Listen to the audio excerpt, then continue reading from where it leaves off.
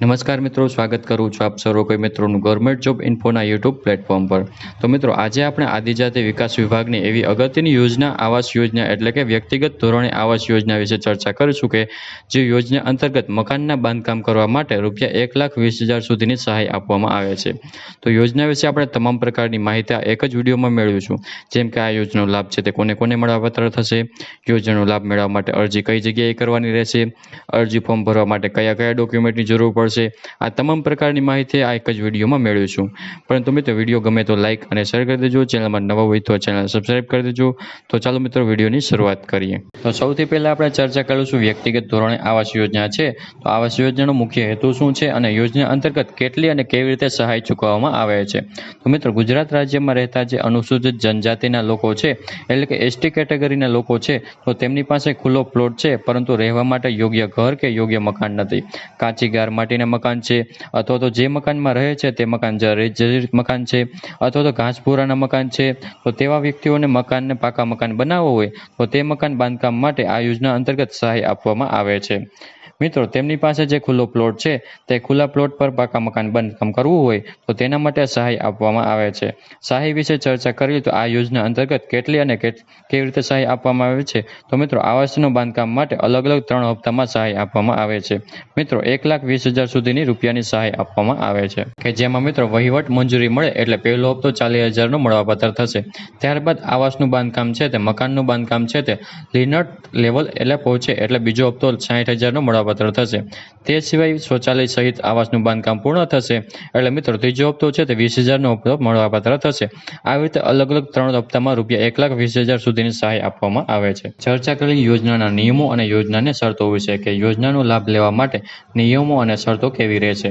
તો મિત્રો, યોજનાનો લાભ છે તે ગુજરાતમાં રહેતા અનુસૂચિત જનજાતિના લોકો છે તેમને જ મળવાપાત્ર થશે।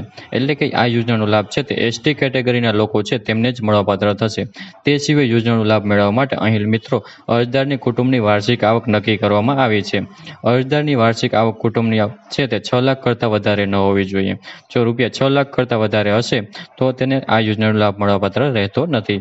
તે સિવાય અરજદારની ઉંમર ઓછામાં ઓછી 21 વર્ષથી હોવી જોઈએ। અરજદારની ઉંમર 21 વર્ષ કરતાં ઓછી ન હોવી જોઈએ। તે સિવાય અરજદાર રાજ્ય કે કેન્દ્ર સરકારની અન્ય આવાસ યોજનાનો લાભ છે તે યોજનામાં લાભ ન લીધેલ હોવો જોઈએ। એટલે કે મિત્રો, અરજદાર અન્ય કોઈ આવાસ યોજનામાં લાભ લીધેલ હશે તો તેવા સંજોગોમાં પણ આ યોજનાનો લાભ મળવાપાત્ર રહેતો નથી। તે સિવાય પ્રથમ હપ્તાની તારીખથી લઈને 2 વર્ષની અંદર મકાનનું બાંધકામ પૂર્ણ કરવાનું રહેશે અને અરજદાર પાસે પોતાનો માલિકીનો પ્લોટ હોવો જોઈએ। એટલે કે મિત્રો, માલિકીનો પ્લોટ નહીં હશે તો તેવા સંજોગોમાં પણ આ યોજનાનો લાભ મળવાપાત્ર રહેતો નથી। અરજી ફોર્મ વિશે ચર્ચા કરીએ તો યોજનાનો લાભ મેળવવા માટે અરજી ફોર્મ કઈ જગ્યાએ કરવાનું રહેશે। મિત્રો, આ યોજનાનો લાભ મેળવવા માટે અરજદારોએ ઓનલાઈન અરજી ફોર્મ ભરવાનું રહેશે।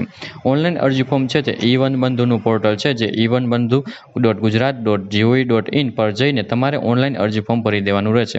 વર્ષ 2024-25 માટે ઓનલાઈન અરજી ફોર્મ શરૂ કરી દેવામાં આવ્યા છે। 20/6/2024થી અરજી ફોર્મ શરૂ કરવામાં આવ્યા છે।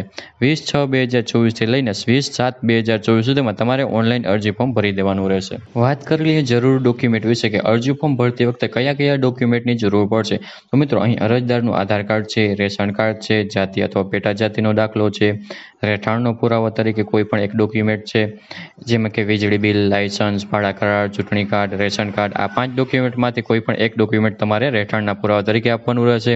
ત્યારબાદ મિત્રો, બેંકની પાસબુકની પ્રથમ પાનાની નકલ અથવા તો રદ કરેલ ચેક આપવાનો રહેશે, જેમાં ખાતું અરજદારનું જ હોવું જોઈએ। ત્યાર પછી અકારણી પત્રક આપવાનું રહેશે। જમીન ઉપર તમારે મકાન બાંધકામ કરવાનું છે તે જમીનના ક્ષેત્રફળ જણાવતું ચતુર્દિશા નકશાની નકલ આપવાની રહેશે। ત્યાર પછી મકાન બાંધકામની રજા ચીઠી આપવાની રહેશે। એકરારનામું છે, સક્ષમ અધિકારીનું પ્રમાણપત્ર છે આપવાનું રહેશે। લાભાર્થીએ જમીન સાથેનો ફોટોગ્રાફ આપવાનો રહેશે। ત્યાર પછી સ્વઘોષણાપત્ર છે, વેરા પહોંચ છે તે તમારે આપવાની રહેશે। અરજદાર વિધવા હોય તો તેવા સંજોગોમાં પતિ મરણનો દાખલો પણ આપવાનો રહેશે। તો તમારે અરજી ફોર્મ ભરવા માટે આટલા ડોક્યુમેન્ટની જરૂર પડશે। તો આવી રીતે મિત્રો, આદિજાતિ વિભાગ તરફથી એસટી કેટેગરીના જે લોકો છે તેમના માટે અગત્યની આવાસ યોજના કહી શકાય કે જે યોજના અંતર્ગત મકાનનું બાંધકામ કરવા માટે 1,20,000 સુધીની સહાય આપવામાં આવે છે। તો આશા રાખું છું કે વિડીયો પસંદ આવ્યો હશે। વિડીયો પસંદ આવ્યો હોય તો લાઇક અને શેર કરી દેજો, ચેનલમાં નવા હોય તો ચેનલ સબસ્ક્રાઈબ કરી દેજો। ફરી મળીશું નવા વિડીયોમાં નવા ટોપિક સાથે। ત્યાં સુધી મિત્રો, જય હિન્દ, જય ભારત।